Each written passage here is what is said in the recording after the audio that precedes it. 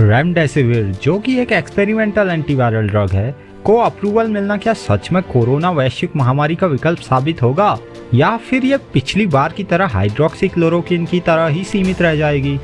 आखिर ऐसा क्या है जो रेमडेसिविर को दूसरी ड्रग से अलग करता है?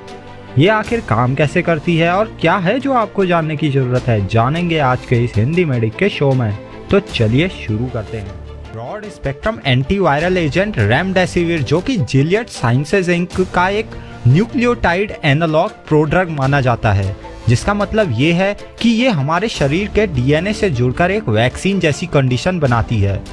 1 मई सन 2020 को यूएस एफडीए ने अस्पताल में भर्ती वयस्कों और बच्चों के गंभीर कोविड-19 की पुष्टि या संदिग्ध के लिए इस एजेंट को आपातकालीन उपयोग की अनुमति देने के लिए एक ईयू भी जारी किया था, जो कि एक इमरजेंसी यूनिफॉर्मा होता है। जून 2020 के अंत में इसका एक नेबुलाइज्ड फॉर्म का परीक्षण भी शुरू किया गया, ताकि यह देखा जा सके कि रोग के आधार पर और रोग से पहले के चरणों में रेमडेसिविर का उपयोग किया भी जा सकता है या नहीं। इससे पहले रेमडेसिविर का इबोला वायरस संक्रमण के लिए नैदानिक परीक्षणों में अध्ययन भी किया गया। तो रेमडेसिविर आखिर काम कैसे करता है? रेमडेसिविर एक टीका नहीं है और इसलिए यह संक्रमण को रोक नहीं सकता। इसके बजाय यह वायरस पर हमला करके काम करता है, जो कि पहले से ही शरीर के अंदर फैल रहा है। यहाँ पर एक नज़र डालते हैं कि मानव शरीर में कोविड-19 वायरस कैसे फैलता है और यह दवा उसकी प्रक्रिया पर कैसे ब्रेक लगाती है।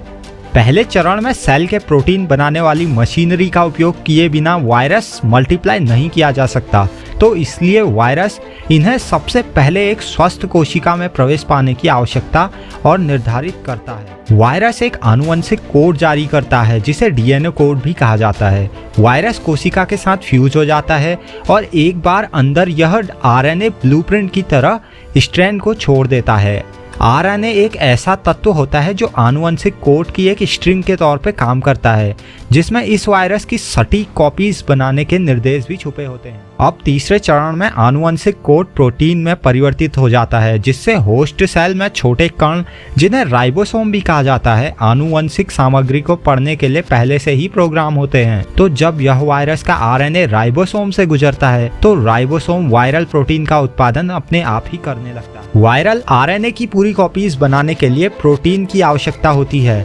साथ ही वायरस के अन्य भाग, जैसे कि बाहरी स्पाइक और बाहरी झिल्ली जैसे अधिक प्रोटीन के लिए भी जरूरी होता है। तो जैसे जैसे अधिक प्रोटीन और आरएनए स्ट्रैंड बनते रहते हैं, वैसे वैसे वे फैलते जाते हैं, जिससे कोशिका की पूर्ति तेजी से होने लगती है। अब यह बने वायरल भागों में मेजबान सेल के साथ एक तंत्र का उपयोग करते हैं, जिससे एक पूरा वायरस बन जाता है।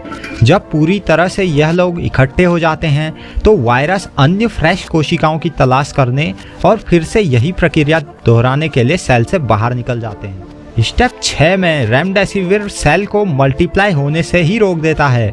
अब यहाँ पर देखिए कि रेमडेसिविर वायरल आरएनए का एक हिस्सा हो जाता है और कॉपी होने की जो प्रक्रिया शुरू होती है, तो इसी के दौरान यह आरएनए स्ट्रैंड में खुद को भी सम्मिलित कर देता है और खुद कॉपी हो जाने पर दवा किसी की भी आगे की नकल बनने से रोक देती है, जिससे आरएनए स्ट्रैंड अधूरा छूट जाता है और वायरल महत्वपूर्ण भागों का उत्पादन करने में असमर्थ हो जाता है। तो अब दवा द्वारा बाधित वायरस धीमा हो जाता है, पूरी कॉपी और मल्टीप्लाई की प्रक्रिया के साथ ही।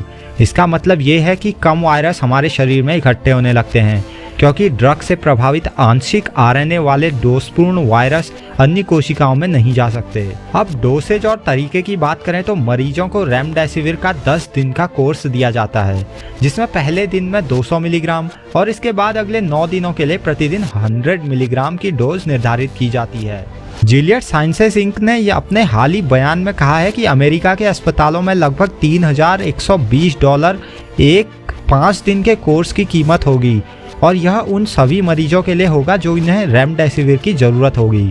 जबकि भारत में देखा जाए तो एक वायल की कीमत 5 से 6 हज़ार तक पड़ती है और इसके पूरे इलाज की कीमत करीब 1.5 से 2 लाख तक निर्धारित की गई है। लेकिन हाल ही में सिप्ला इंडिया कॉरपोरेशन ने दावा किया है कि वह जल्द ही अपने इस सब ब्रांड के तहत 5,000 से कम कीमत में रेमडेसिविर का जेनेरिक ब्रांड उपलब्ध कराएगी। अब ये देखना तो वाकई दिलचस्प होगा कि इस मेडिसिन के ट्रेड वार में कौन भारी पड़ेगा। फिलहाल तो रेमडेसिविर को बस एक इमरजेंसी ऑप्शन की तरह इस्तेमाल किया जा रहा है, जबकि कोरोना वैक्सीन का भविष्य हम जानते हैं अभी भी अनिश्चित है। अब आपकी इस बारे में क्या राय है, आप हमें बता सकते हैं अपना कमेंट के जरिए।